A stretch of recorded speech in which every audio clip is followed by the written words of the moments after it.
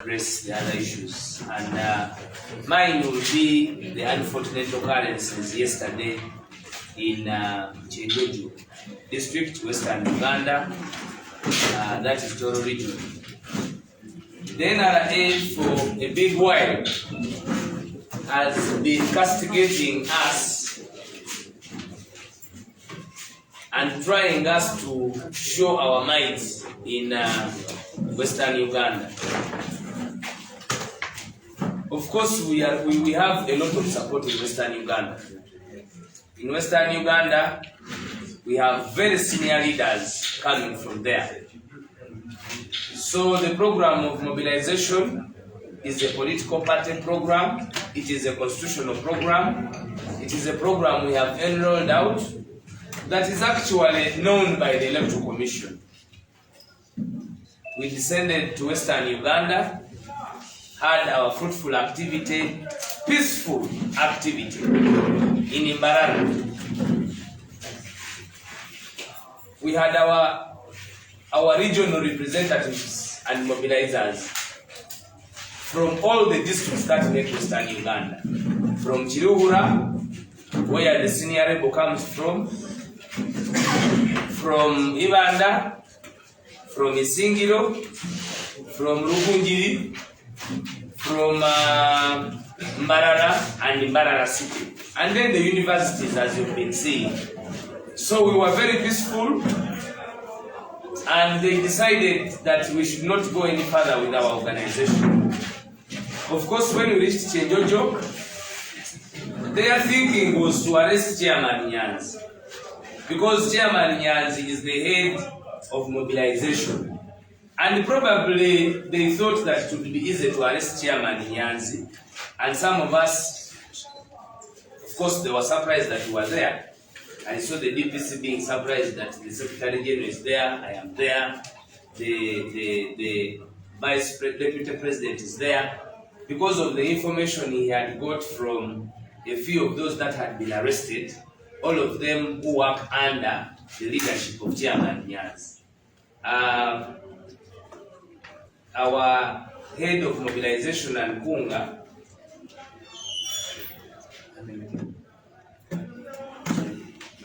Kabagambi was arrested. She was in charge of that organization, and she was directly in touch with Chairman Nyanzi.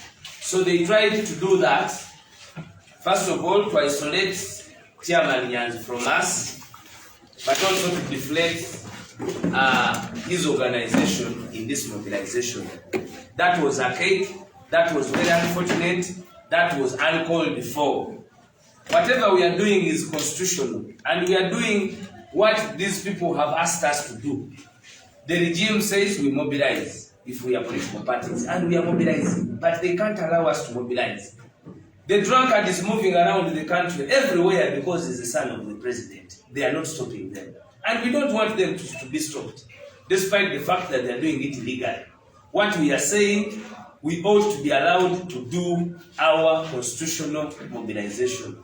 Because as a matter of fact, if they continue to press us that way, it will be very unfortunate. I want to thank you for this morning, and I will ask now the spokesperson to fully address us on the other political issues. Probably I will speak Uganda later. Oh, I speak now.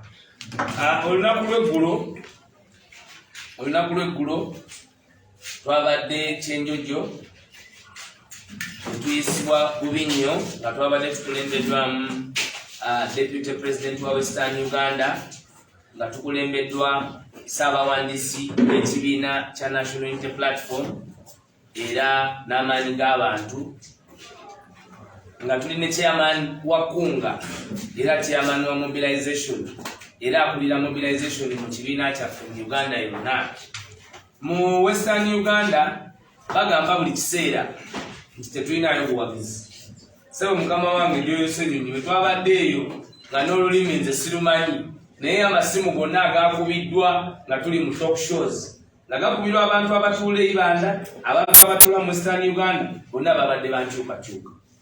Kati ekyo kyabakanze nnyo era nti public yafunye obubaka bwaffe ng'ekufuna ku mikutu egya rediyo era ffe aba NUP okwogerera ku rediyo zino mu bitundu ebyo tusasula sente nno nyingi naye n'okusasula batuuse ne bakugaana kubanga bamanyi nti amawulire ge tutwalayo mawulire ga bunnabbi ga bwenunuzi ate bulijjo balowooza nti NUP emirandira gyayo gikoma mu kwogera lulimi Luganda.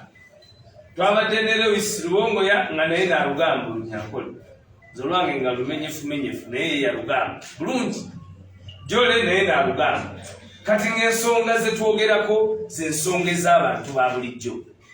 Ekyo kyabatawaanyiza nnyo ne DPC w'Embalala teyategedde butya bwe twakubye lukuŋŋaana luno baazukuse ku makya nga twamaze okuba olukuŋŋaana nga tweyongerayo walala. Naye bwe twatuse ekyenjojo Mugizi DPC bamwita Felix Mugizi nze mumanyi bulungi nnyo kubanga yaveeyo Jinja mumanyi oyo Mugizi nze sirabangayo omusirikale ali amuzinga oyo era eri yasabye emitwalo 3 abantu b'okukyalo abakkirize mwe tusobole okuba emitwalo emeka DPC Mugizi enguzi wabadde sagala ya mitwalo 3 n'oyonoona amasasi agagula okusinga emitwalo 3 kati obwongo bw'omuntu ng'oyo akulembera ate ebya security bye yayonoonye ebya security government store bye yayonoonye obuvune bwe yatuusizza ku bantu obuswavu bwe yatadde eri eggwanga mu kyambalo ekiriko fulaaga mwami Mugizi tayinza kuvumanya nti busuka emitwalo 3 kakati mwe ababadde babungosa eŋŋambo ababadde bagamba nti omununuzi gwe twaleeta Kyagulanyi Robert Ssentamu akoma wano mu Buganda kati woobi kubanga neeri bamwettanira kyova olaba temukkiriza agende wantu wonna. Mulese omutamiivu ataayaya ye omutamiivu ataayaya kuba gwe mu muzaala naye ono ffe gwe twesalirawo gwe tweguliza gwe twezaalira mu nnansi mulowooza kigenda kumuzibuwalira okusigala ng'atambuza obubaka bw'obununuzi. Tetugenda kulekera ate kino kikulu kankyogere temugenda kutugoba mu kintu kyonna kiri constitution kubanga mwagala okukola effujjo kuffe mutugobe ku bintu eby'amateeka mututamye okulonda mutukuveeko mututamye okumobilizinga abantu okubajjako nakyo tukiveeko.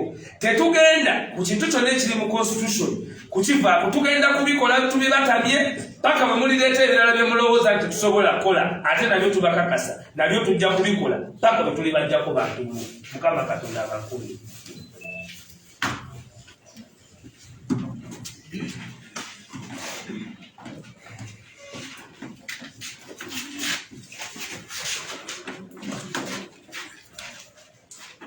Good morning, good afternoon, ladies and gentlemen. I want to appreciate you for coming to join us for this press briefing on short notice.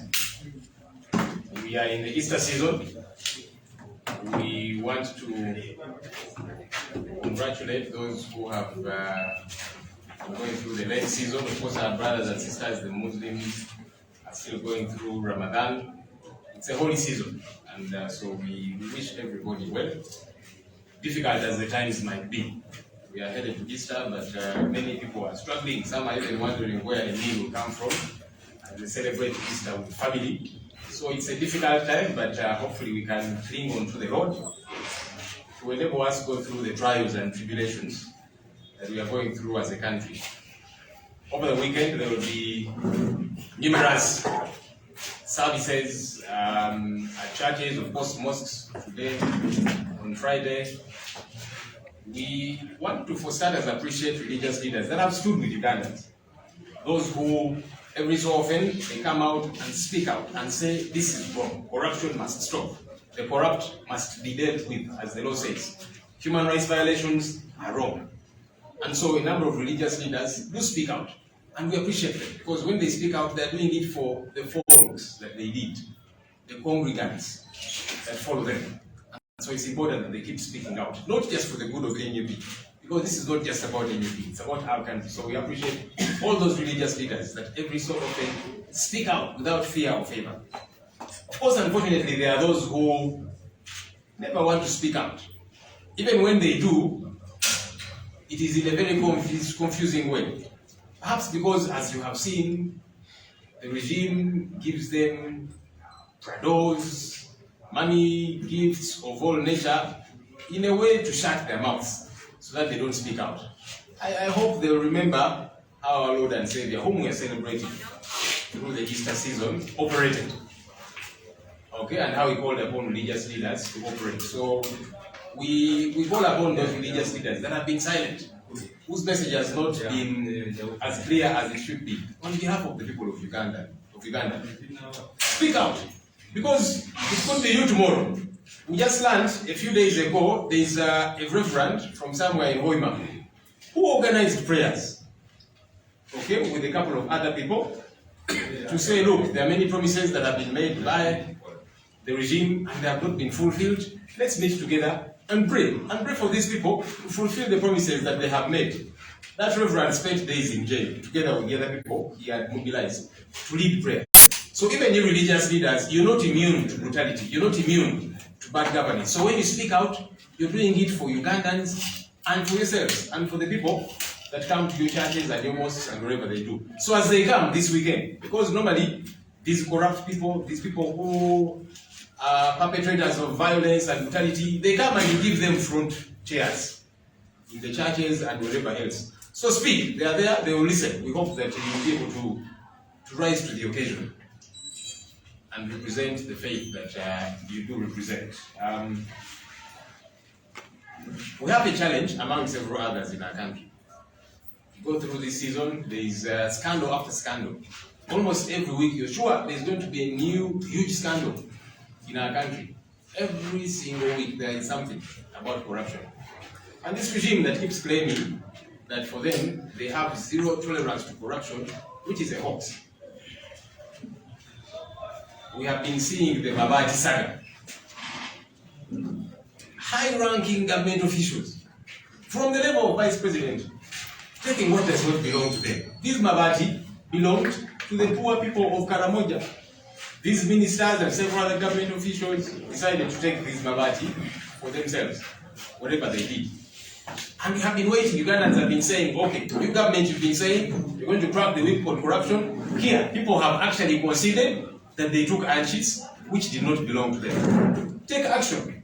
Yesterday we saw the Honorable Mary Goreti Chitutu, the Minister for Karamoja Affairs, being arraigned at the Anti-Corruption Court, which is a good thing. But you see, it leaves a lot to be desired.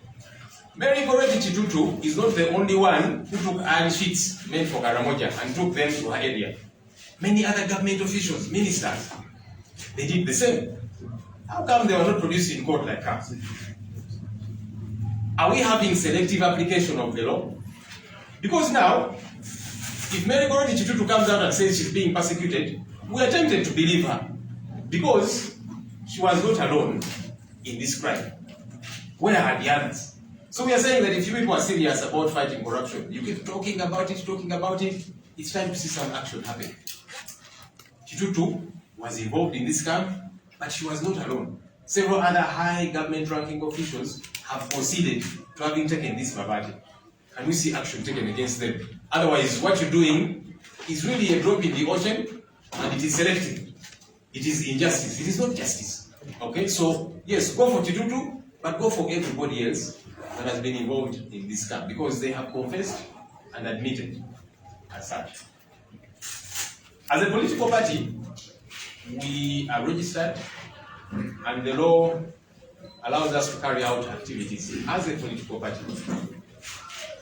And we have been doing so, building our mobilization teams across the country. We've done it here in Central, we are doing it in different parts of the country, because we are a registered political party. It is absurd that wherever we go, with our organized meetings, whether it be opening our party offices, unveiling our leaders in these various parts of the country, police and the military come after our leaders in a manner so high-handed. We saw the brutality that was meted out on our leaders yesterday. Chairman Nyanzi, who is our head of mobilization, and several other leaders, our Secretary General was there, our Deputy President, the Deputy Spokesperson, and several other mobilizers. And violence was meted out on unarmed people who are carrying out a lawful activity that is allowed within the law, because we are a registered political party. But because these cowards are so afraid, they are thinking, no, we will not let you do this. And then the same people keep saying, NUP is only here in Kampala. When we go out there to connect with our people, it is brutality. And yet, we are seeing people who by law should not even be engaging in political activity. Out there is this son of Museveni. He is roaming the country from one area to another in political activities, as it is. This, by the way, is a serving military officer. So it's against the law for him to do that. Would have expected police to begin with him to say, by the way, what you're doing is against the law. And I've had some senior officials in NRM saying what he's doing is against the law. Why is it action taken against him? He's all over the place, all over the place. Of course, they will gather people will come. As long as they know there is food, there is music, and there is transport refund, they will come. They don't care who has organized. Some of them actually show up not knowing who the leader behind it is, but they show up because they're hungry. There is food to eat. Okay, there is some transport refund. They want that little money, and so on. But when a registered political party is out there mobilizing its teams and venting and so on, we see this brutality being meted out. It does not make sense at all. We want to put police and the military on notice. We are not going to stop carrying out these activities because we are a registered political party. And the law allows us to carry out these activities. So we are not going to stop at all. Do whatever it is that you want to do. Because in doing this, they want to intimidate us, to cause us to recoil. We're not going to recoil. We are going to keep pressing on every step of the way. What we are doing is within the law. Okay? Besides, even whenever they charge us for all these weird, ridiculous offenses, none has come to a logical conclusion. Because we don't break the law in doing these things. And by the way, we also want to send a very stern warning to police and military officials who decide to take the law in their hands, mete out violence against our leaders, against our supporters. We're going to come after you as individuals. Because there's no law which says you should obey an order that is unlawful, if it is an order. That you get a phone call and they tell you, now beat up that leader, wrap up this one. Ultimately, you shoulder the burden yourself. And so that's an approach we are going to use, going after these individuals that are meting out violence against us as leaders and our supporters, even as we go after the institutions generally. But all said and done, we are only getting started. We are going to move to all parts of this country.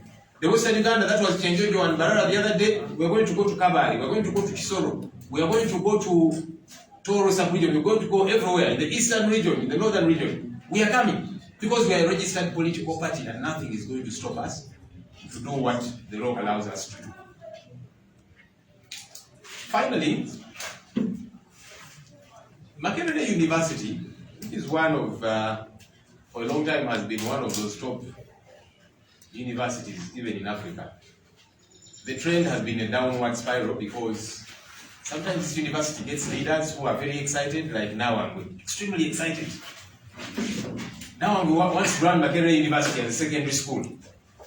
I don't know, because he knows his term as Vice Chancellor is about to end, and so he needs Mr. Museveni to appoint him, whether RDC or something.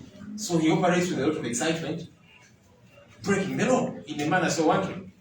Our candidate as the NUT,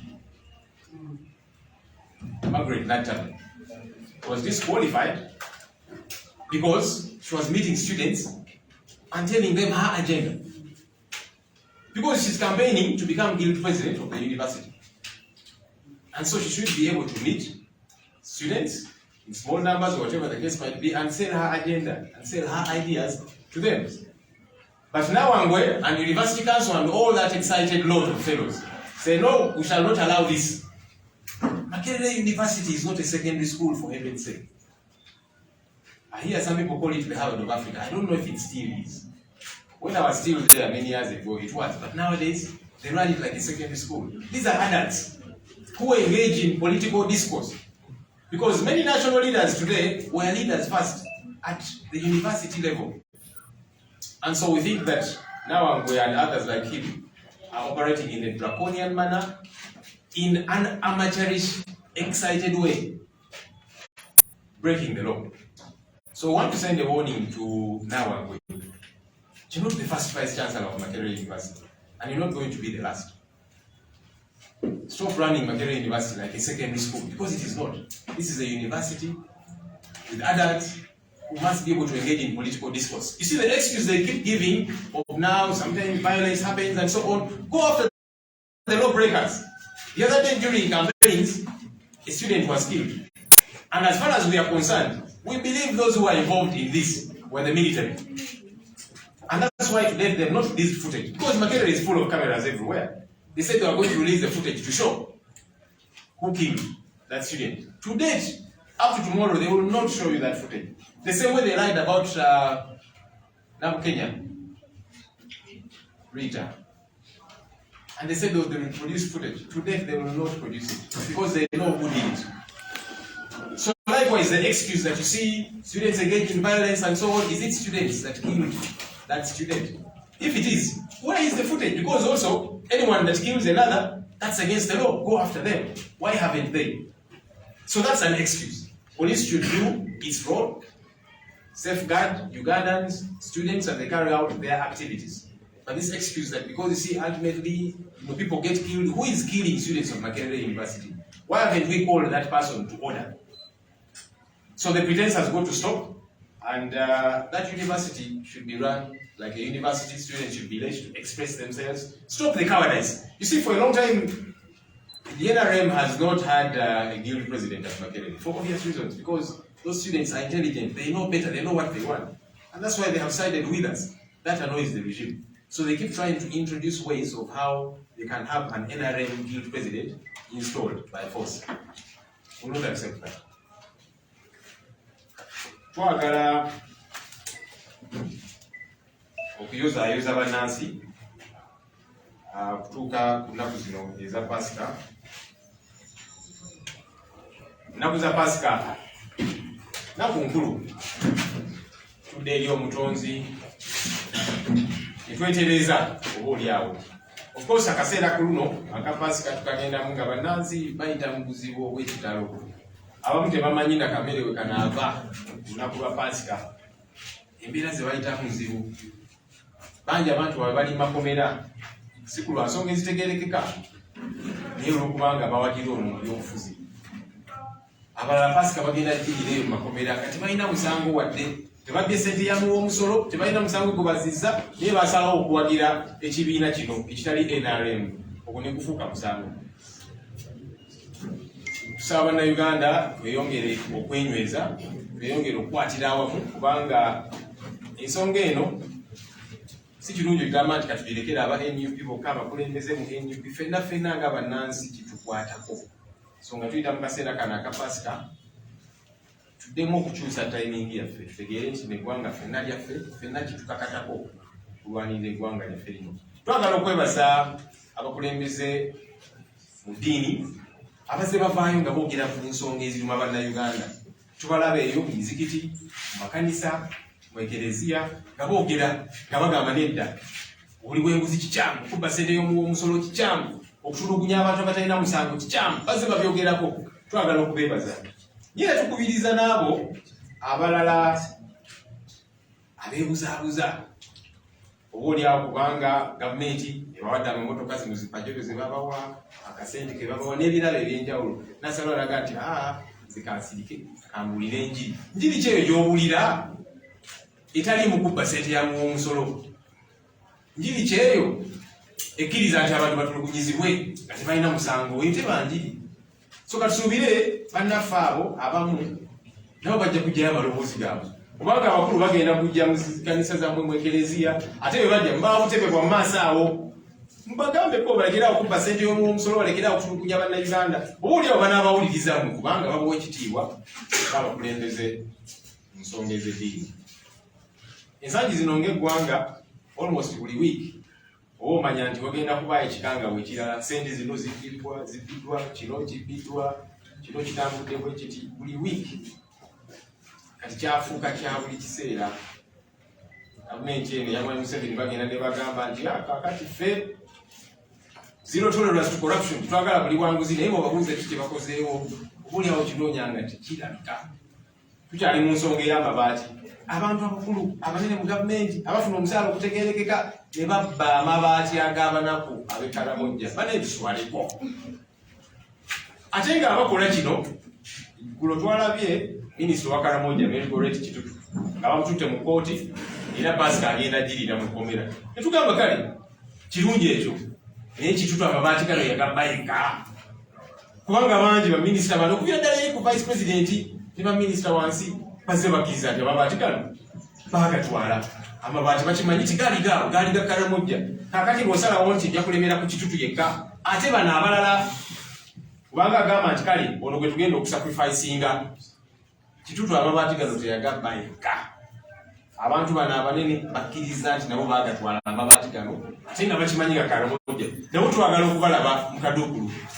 Otherwise kakati Kitutu wavaayo n'agamba nti yanze kakati bansazeeko okunsacrificinga nze abeera mutuufu kubanga ekikola kino yakikoze yekka. So katusuubire eno gavumenti egamba nti erwanyisa enguzi naki abantu ku luno bakkiriza emisango gino. So temugenda na kunoonyereza nnyo.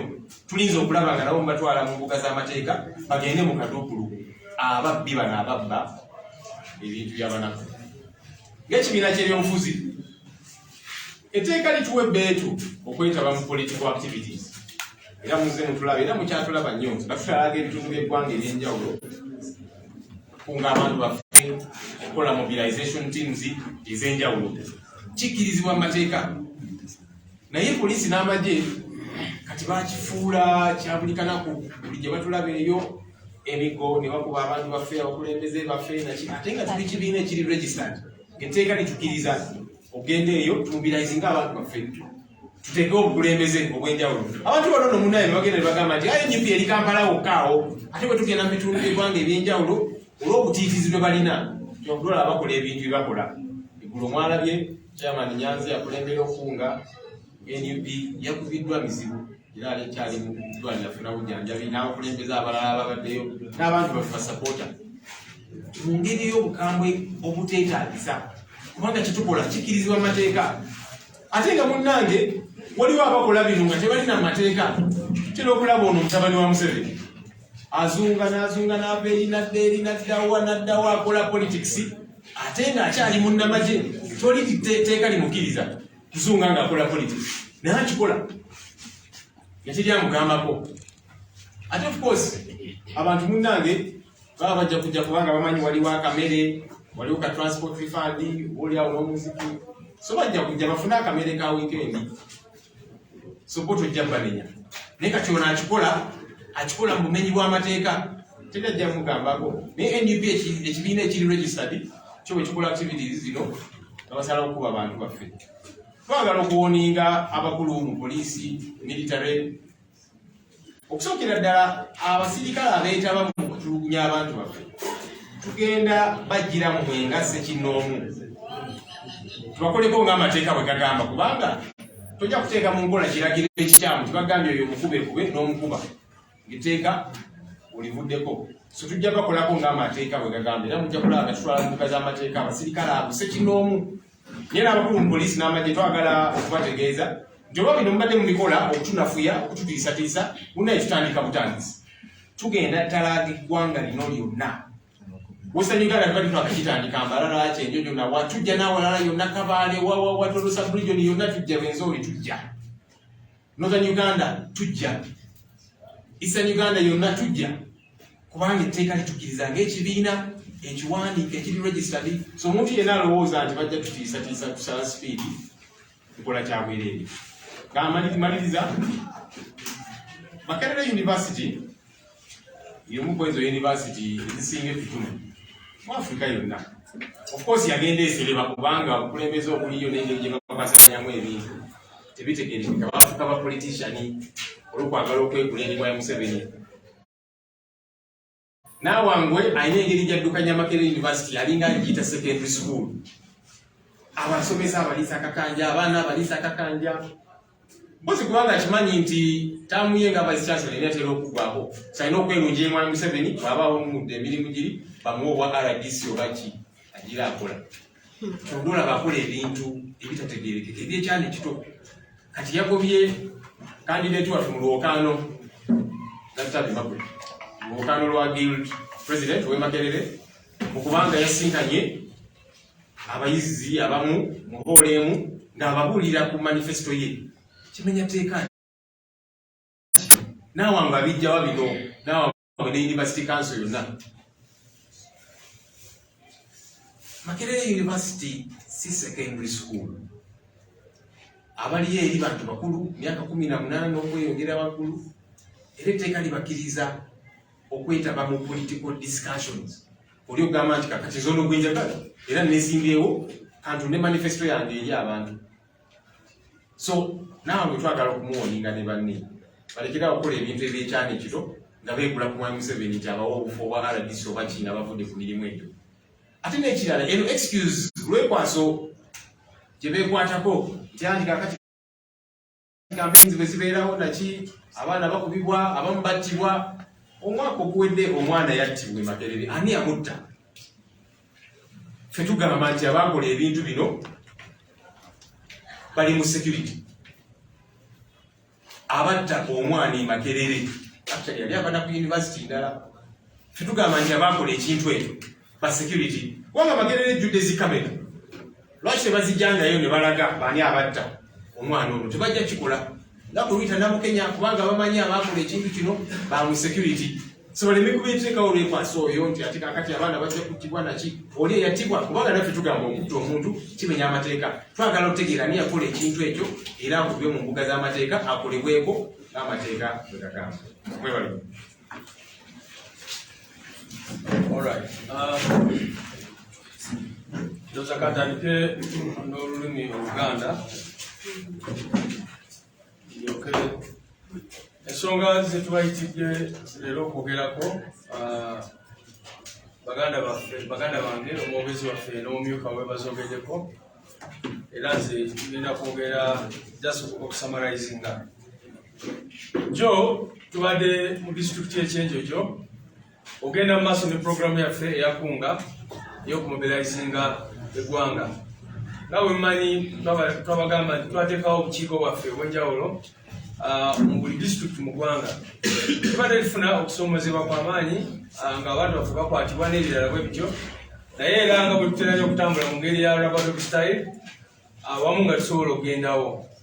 Olunaku before yesterday mwatulaba twali Embalala ne tukunga abantu baffe ne tuba meeting abaali bava mu disitulikiti ez'enjawulo ne twogera nabo. Meeting yali peaceful nnyo, temwawulirayo kavuyo konna konna nga bano bwe bagezaako okwogera era abantu ne baddayo ewaabwe mu mirembe. Bwe twavaawo ne tugenda ku radio station, ndowooza message gye twawa ku radio nebatabula nnyo kubanga ne radios ze twali tulina okuddako ne TVs bagezaako nnyo okutucyankalanya ne balaba nti tetugendayo. So olunaku lwakyo ne tugenda mu maaso nga tugenze Ekyenjojo okusigala ku mulimu ogwo gwennyini ogw'okukunga. Etteeka lye bayita Public Order Management Act lye twakyalenjinze ebiseera emirundi mingi nnyo era obuwaayiro obusinga etaputa ssemateeka ya declaring unconstitutional. Naye etteeka lye twali tukyalenjinga nga bbi nnyo bagenze mu maaso ne balimbiriramu. Naye ate etteeka ligamba nti ekibiina ky'ebyobufuzi organizaatyo bwe ziba zimiitinze ate tetwetaaga na kutegeeza poliisi, tetwetaaga kukola ki kubanga tuba tukola ekintu ekikirizibwa mu mateeka. So kyetubadde tugenze Ekyenjojo okukola kibadde mu mateeka. Naye DPC Mugizi Felix najja n'akomandinga amagye, mwolabye emmundu zonna eza buli kika ze babadde nazo. Ekyenjojo ne baleeta akavuyo buli wamu ne badeployinga amagye, military police ne baleeta amagye agakuuma wildlife ne bateekawo embeera obadde oyinza okulowooza nti tuli mu lutalo, mu mbeera y'olutalo mu Kyenjojo. Ne bagenda ne bateeking over eddwaliro erya Kyenjojo Main Hospital ne balisurroundinga n'awalala wonna wonna. So tuvumirira nnyo ekyo ekikolwa kye bakoze eky'obutiitiizi. Bakubye abantu bangi, we twogerera abantu baffe abamu bakyali mu kkomera nga Comrade Waiswa babagambye, ne omumyuka wa Chairman Nyanzi mu Western Region Julian Kabagambe naye yasuze mu kaduukulu ka poliisi simple kubanga babadde bategese activity eno. But of course nga batargetinga aba mobilization kubanga babadde bakimanyi nti program gye tuliko ya mobilization. So babadde batargetinga Chairman Nyanzi n'omumyuka we naye ate ne bakwatira muna abantu baffe abalala ne bakubye mulabye omusajja gwe bayita Musinguzi Ibrahim oyo comrade munaffe eyo bamukubye obinyo tetunategeera oba bamukubye essasi oba bamukubye ki okugulu konakona ekuyika so tuvumirira nnyo ebikolwa ebyobutitiizi waliwo ekibaddewo awo akawungeezi bwe tubadde twogera ne tugamba naye bwe DPC lwaki teweyisa ng'omuntu kati bwe tubadde mbalala ne tukola meeting negenda mu maaso ki ekibaddewo n'atuddamu nti mwemba mwagala kumanya ekindeetedde okukola bino byenkoze wano musooke mumanye ekibadde ku DPC ow'embalala abalese ne mukola olukiiko lwammwe era ng'agezaako tutegeeza nti DPC w'embalala ali mu buzibu amaanyi nnyo okuba nti teyategedde nti tuli mu mbalala so tukondeminga nnyo ebyo ebikolwa ebyobutitiizi ebyenkanidde awo chairman yanze embeera gyalimu akyali abasawo bakyali mwekenenya okulaba damage gyafunye abadde alina obulumi bungi mugongo n'abalala naye abasawo bali mukolako mpozi n'ensonga endala kibadde kyewunyisa nnyo tubadde kyenjokyo ku ddwaliro ekkulu naye bwe tutuusewo bwetti ne batwala bano abalwadde mu ddwaliro abasawo ne batandikira okutuwandikira opapula ebanange mulete painkiller mugende wali mu pharmacy mugule painkiller netugenda netugula tubaga kati mugende mugule bandage netugenda netukigula kwegamba nga tebalina na kintu kyonna nga fe abalina okugula buli kimu kyemulabe mu bifaananyi oba bandage oba ki oba buli kimu kyonna nga fe abalina okukola ki okukigula kakati ne weebuuza balina tiyagas balina amasasi sente bazipeninga ku ebyo naye ku bulamu bw'abantu ebyobujanjabi n'ebirala nga teri kiriyo so kibadde kya buswavu nnyo okulaba ng'oli mu ddwaliro lya gavumenti erisinga mu district ne x-ray era ku makiro oyo mwana wamututemu x-ray era babadde balina omutwala mu private clinic kubanga omusawo yaze n'atugamba nti x-ray yaffe eddwaliro yafa maze ebbanga nga nfu tetusobola kukola wano x-ray kakati very shameful indeed bya buswavu nyo ensonga y'okubiri tubakyogeddeko tuvumirira kya discriminatory trials okukozesa amateeka mu ngeri Museveni gyaze nga agakozesamu ku nsonga y'obuli bw'enguzi era kati tumanyi bulungi nnyo nti oyo kitutu ayinza okuba nga sacrificial lamb era naye bayinza omuwa bail nebikomaawo n'osanga nga ne investigations zikomyawo nga bwe tubadde tukiraba oba oliawo naye ne bamukozesa nga sacrificial lamb nga bwe mwalaba ebyali mu public service ebyali mu OPM at some point ne bajjayo omuntu omutono kazinda katutambulireko oyo naye nga ababbi ababa sente ezo bangi nnyo so tuvumirira ekyo tumanyi bulungi nnyo nti regime bwetyo bwe badde ekola nti tebalina wuli ya kulwanyisa corruption naye buli lwalaba abantu nga bavaayo n'amaanyi mangi nnyo ne bakondeminga bino ebigenda mu maaso of course baba balina okukola kyonna okukavalinga shemu yaabwe ne bajjayo ne bamuprosecutinga n'ebirala byo naye teri kyamaanyi kyetusuubira mu investigations ezo era nga honorable Senyi bagambye twagala kulaba buli muntu yenna eyenyigira mu ebyo bintu by'okuba sente z'abawojere ab'ekalamoja ezaali zakubagulira amabaati abalala batwala amabaati abalala batwala sente abalala babba embuzi n'ebirala bwe bityo oli yavaayo n'akkiriza nti yakwata amabaati ga kalamoja n'asereka ekiyumba ky'embizi n'ente kakati oba oyagala bujulizi ky'obulala so nga nze bw'ojja wange n'osanga nga nina bereti zino ze twambala mukimanyi bulungi nti lugimu ejja ne kusanga nayo ne bakutwala mu kkooti y'amagye bwe bakujja mu kkooti y'amagye ne bakola byonna n'ebirala ne bakutulugunya n'ebirala so osobola otya ogamba nti eno bereti ya bulabe nnyo mu ggwanga okusinga obw'okuterwa erihande n'amabaati g'abantu b'ekalamoja so tukivumirira nnyo naye ekyo kiraga ensi lwaki tuli mu lutalo lwe tuliko of course nokondeminga ekiwamba abantu ekikyagenda mu maaso muganda waffe gwe bayita Gaddafi yakamala almost omwezi mulamba bukyabamuwamba up to now tetumanyi wakyali oyo ng'omugyeko n'oyogera n'abalala bangi nnyo be batwala mu biseera by'okulonda up to now betutadangamu okulaba n'abaana be bakwata okwekalakasa mubadde mulaba abaana babadde bavaayo nga bannayuganda nga bagamba twagala ensonga ya Karamoja ehandiikibwe bweti. Abantu baffe activists abamu sina members ba NUP naye activists bali awo bakyali mu makomera up to now so nga ababba amabaati bo balinaayina. Ensonga ya Makerere Honorable Senya agyogeddeko yumirira nnyo ekintu ekyo kikolwa ekigenda mu maaso. Mumanyi nti Makerere gye buvuddeko yayisa ekiragiro ng'egamba nti kati Makerere tebakyakkiriza abayizi kwesimba ku political parties. Ekintu eky'obuswavu ennyo kubanga Makerere tugiyita Harvard of Africa, tugiyita Uganda summarized. Tosobola gamba nti abayizi ab'e Makerere tebalina kwetaba mu byabufuzi, tebalina kuidentifyinga. Naye era nga Honorable Senya bwagambye tumanyi bulungi nnyo nti reason lwaki bakola ekyo lwa buswavu. Bakimanyi bulungi nnyo nti emyaka gino gyonna NRM tubadde tukikuba akalulu nga balaba revolution etandikira mu institutions era ne basalawo okweyambisa Nawangwe n'abalala abalinga ye okuleeta ekyo ekiteekateeka era ne bagamba nti kati okulonda kwonna kwonna kw'e Makerere kulina okutambulira ku kompyuta, kulina okubeera virtual. You can imagine. Bagala genda bali babikyanga kyange songa eyo office ya guild president nkulu nnyo abantu baffe njagala bakitegeere tensonga y'omuntu okubeera guild president nkulu kubanga obeera otuula ku lukiiko olukulu olwa university lwe bayita university council. Kitegeeza byonna bye bakola okubba ssente okubulankanya ki byonna byonna ono yabeera akiikirira abayizi ku lukiiko olukulu olwa university. Kyova abalwana nnyo okulaba nga NUP tesigala awo nga bwe mbadde mulaba Honorable Zaake bwe bamugoba mu komishoni n'abalala kubanga ffe tuli baana mwatulira tubyogera nga bwe biri Kyova batuyiganya buli wamu wonna wonna. Finally, njagala kukolinga upon international community erekeraawo okulaba bino ebintu n'ebignowalinga kubanga tulabe nga bavaayo nnyo ku nsonga ezimu ne bazifuula nkulu nnyo. Kakati ng'ensonga ne badde kyenjo kyo international community erina okulaba ng'evaayo kubanga tuli Museveni alina okuvaayo n'atugamba baba yagala kuggalawo bino ebibiina by'obufuzi aligale tumanye nti kati we are officially in a one party state. Naye bwe tuba nga tuli wano nga NUP naye nga tetukkirizibwa offices zaffe buli lunaku baziclosinga abantu baffe ne babawamba ne bakwata abantu ne batulugunya abantu.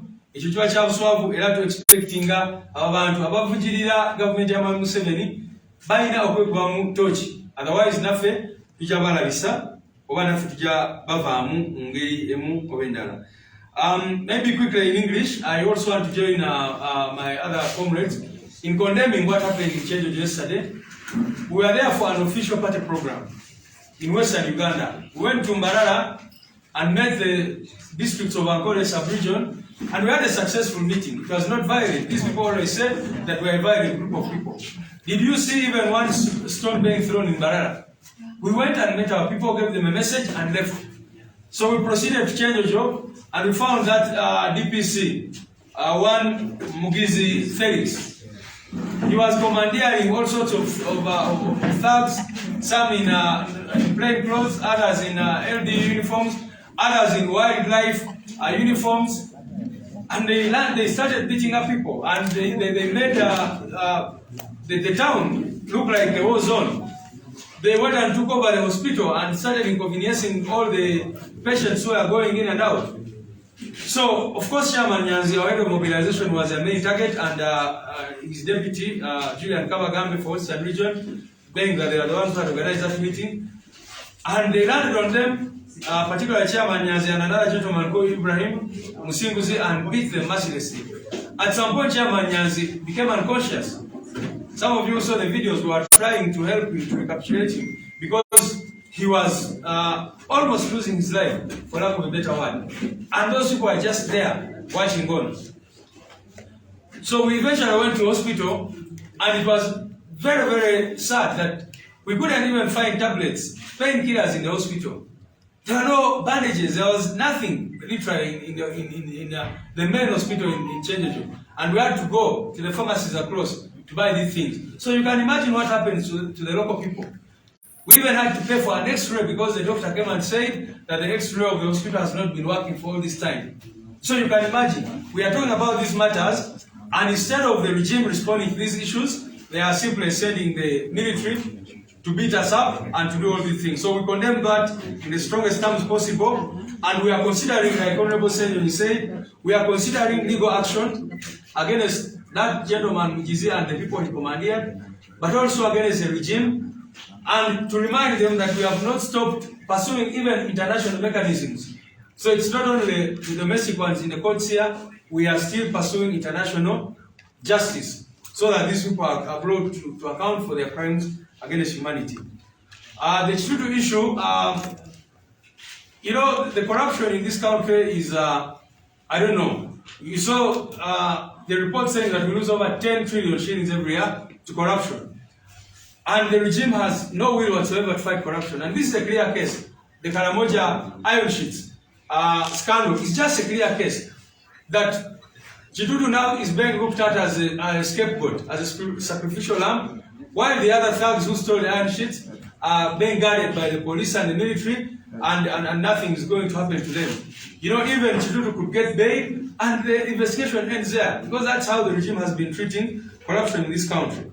While they do that, if they find you with a red beret, they will take you to the court martial.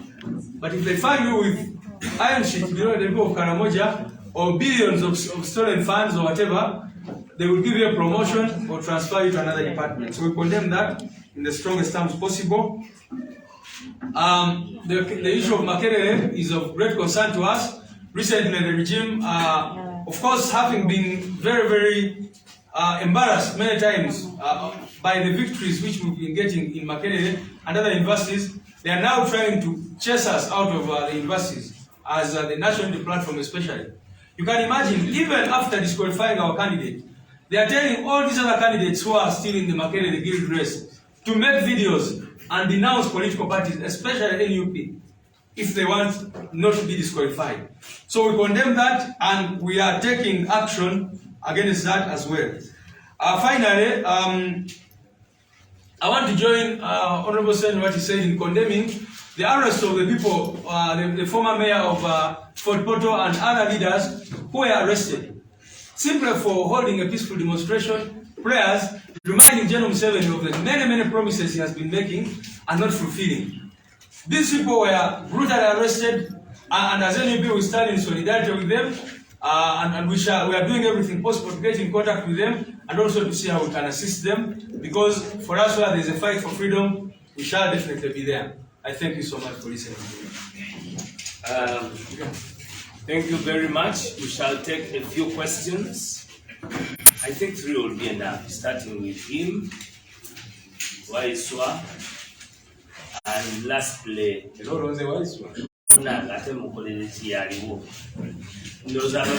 yes, my brother. I have 2 questions. Raymond Jamali from NTV. Coming in from police, they say that you're using the Kunga project as a way of capacity the country to tell them to go against continuing prices of food. So using the Kunga project as a way of hoodwinking people, but you're conversing people to, to join the buy. You can tell people food prices are going up and all those things. And there are some t-shirts that are being confiscated right now by police, according to Nyambo. And another thing, on Monday, the Commissioner of Police in Nanga said that most times we have a commission from police prior to doing your activities. How to answer about that? Okay. Both in Luganda and English. Waiswa? Waiswa Moses Musoka Wanji. Kati nze ndikubuuza ku ekya Makerere University. Kati babanga omukulu akuli ebyunivasite yavire yakuba nti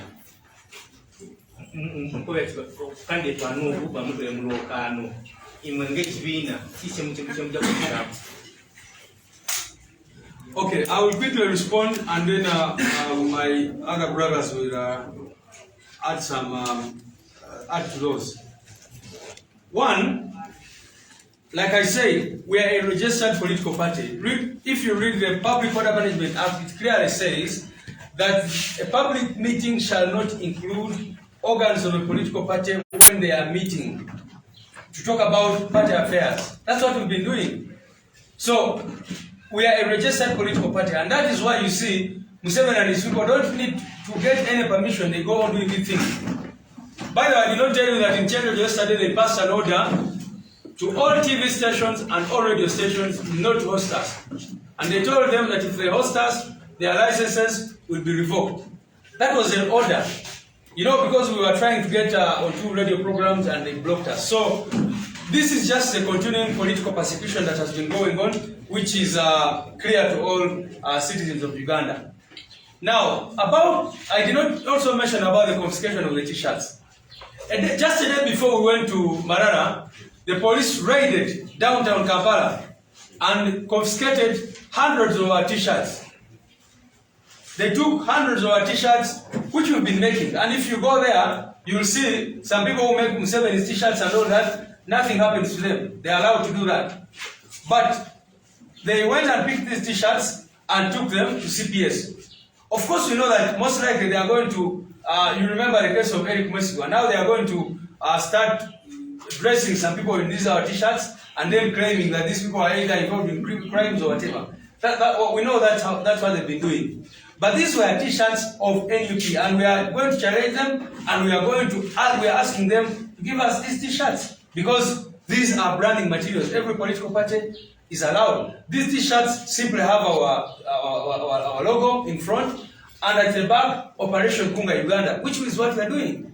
Mobilize Uganda. So how can police say that these T-shirts are being used for any criminal activity? I also want to make it clear, yes, if the prices of commodities are going higher and it is a legitimate concern, we are Ugandans, we are legitimate citizens of Uganda, and we are allowed to talk about that. What is wrong about talking to citizens about condemning the inflation, condemning the corruption, condemning the terrible economic policies of the regime? So, when we go out there to meet our leaders, definitely they can ask us any question about the issues that are going on in the country. But what I want to say is that this is just about persecution, it's not anything else. It's just that the regime is scared of the people and it's trying to persecute us. Now finally about Makerere, we are sitting with our institutions team to agree on a course on the way forward. You know, NUP is a revolution and we cannot run out of options. We shall make sure that the revolution continues in these universities, regardless of what the regime says. Kunsonga ya permission, nabagambye nti eteeka eryo lye bayita Public Order Management Act redefining a public meeting era likyogera bulungi nnyo nti ekibiina ky'ebyobufuzi organization bwe ziba zitudde mu constitution yaffe mobilization committees mweziri, it's one of our organs of the party. Era bwe tuba tutudde tuba tetwetaaga lukusa lonna naye muze mukiraba ne bwe tutegeeza poliisi emirundi egiwerako tubawandiikidde bwe twali tugeeza kukolako consultations za president Kyagulanyi ojjukira ekyaliwo twabawandiikira era ne bagenda mu maaso ne bakuba abantu baffe ne ba breakinga meetings zaffe. So ekisooka tetwetaaga kubawandiikira naye ate n'ekirala ne bwe tubawandiikira tebagenda kukola kyanjawulo. Kyova olaba embalala bwe tubadde nga twogera n'oyo omusajja DPC Vice President, Deputy President waffe amubuuzizza naye lwaki okweyisa bwoti n'atuddamu nti mwe mumanyi ekituuse ku DPC w'embalala bw'abalese ne mukola olukiiko eyo ng'agezaako tulaga nti oyo musajja era mumusabira ayinza okuba mukomera oba ki kubanga simanyi kye bamukoze okusinziira ono DPC w'ekyemjinji babadde ayogera abadde alaga nti oli bamuyisizaawo minyonyonyo. So nga twakozesa obukodyo bwaffe Robert of Style okukola meeting yaffe ng'oyo DPC tategedde kubanga tumanyi bulungi nnyo singa yategeera era baliise ne bakola ng'ebimulabye ne bakoze ekyekyo kyo. Ensonga eya Makerere tugenda kutuula n'akakiiko kaffe akakwasaganya ensonga za institutions, universities zino n'ebirala tulabe ekyokukola kubanga ffe tuli revolution tebagenda tuyimiriza n'obuteekateeka buno bwe bateekako. Tujja kumakinga sure mu buli nkola tugenda mu maaso n'okutwala revolution yaffe mu institutions of higher learning, universities n'ebirala bwe bityo.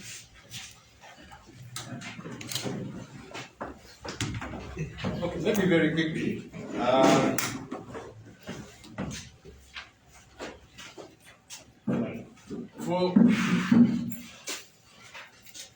For the avoidance of doubt, there is no law, not one, that says, as a political party, when we are going to do a mobilization, we should ask for permission from police. There is no law that says police should give permission. Enanga, Onyango, and all these people who speak for police, speaking what they don't know, what they don't know. I don't even know what they studied, but I'm sure there are some lawyers within police. Let them allowed to be guided. Don't speak out of ignorance. There is no law, not even Public Order Management Act that says seek police permission. No. If it's a political rally or that kind of thing, protest, you notify police, you don't ask them for permission. But if it is a party building activity of our teams and our leaders and so on, actually the Public Order Management Act, which they misread, does not consider those party meetings as part of those public meetings where you have to notify police. So we shall keep educating Enanga, Onyango, and all the other confused people who speak just because they have got to speak. Nothing says we must seek permission at all. Now, the issue of t-shirts. Again, we are a registered political party that are meant to mobilize. So if we have a t-shirt that has the NUP badge, and then at the back has something like stop corruption, stop brutalizing people, what's illegal about that? What law says we should not call on this government to stop corruption, to stop brutalizing people. What's wrong about that? Maybe Enanga, Onyango, and all these fellows who speak just because they have to talk should tell us what do they want us to write on our t-shirts. Because as a political party, we are going to keep mobilizing, we'll keep running people. So maybe they can give us a template of the words they would like us to write on our t-shirts. Okay? But saying, no, you see, these things they're writing on t-shirts are against the law. What law? Does Onyango, Enanga, do they know the law or they're just speaking for? Fenge chibina tewali teeka tetumanyi ligamba tulina kusaba poliisi olukusa okukola ekintu kyonna teririiyo. Ne Public Order Management Act gye bagamba nti kale bwekuba kwekalakaasa naki etteeka ligamba poliisi gitegeezeeko. Etteeka terigamba saba olukusa kuva eri poliisi. Ate etteeka lyerimu bwe liba lyogera ku meetings eza political party tusinga n'abakulembeze baffe naki etteeka eryo lyennyini ligamba the public meeting eri gyolina okutegeezaako poliisi etteeka eyo mulisome bulungi. I think it is section 8 of the Public Order Management Act. Ligamba meetings ez'ekibiina ez'abakulembeze b'ekibiina mobilization bwetu teringa eri public meeting gyolina okutegeezaako poliisi. Ni of course Enanga ne Onyango oluzungu lwe luzibu amateeka ge mazibu bafuna ababayambako okutafuta ebintu bino baleme kumala googera fuwa baswaza poliisi beswazanga abantu baswaza family zaabwe. Abantu bano balina abakyala n'abaana ogenda n'omala googera ku kamera ebintu ebitategeerekeka byomanyi ne byotamanyi ng'oddayo waka nga bakwaniriza nti mwami komawo kulikayo dadi kulikayo waka bane tuswaleko ate tubeere serious. Ensonga ya t-shirt again tuli kibiina ekiri registered. Bwe tuba nga tulina t-shirt ziriko badge yaffe NUP eziriko ekifaananyi kya Kyagulanyi teeka ki ligamba nti t-shirt ebimenya amateeka ne bwe tuba twongeddeko ebigambo ng'emabega stop corruption mulekerawo omuli w'enguzi, stop brutalizing people mulekerawo tulugunya abantu, ekyo kimenya amateeka. Kale maybe Enanga Onyango n'abalala abo abamala googera fuwa batubulire kale bigambo ki bwe baagala tuwandike batusindikire lisiti nti bino bye mubamuteeka ku t-shirt zammwe biri ebirala bimenya amateeka. So abantu bano balekerawo okubuzaabuza Uganda nga boogera bye bamanyi ne batamanyi. Tetujja sigala nga tukola ekyo tumanyi nti kikirizibwa mu mateeka. Thank you very much. Police says that your party is planning a mass demonstration from Waiswa. Okay, regarding mass demonstrations generally, whenever we are to hold a demonstration, we shall notify you, the media. We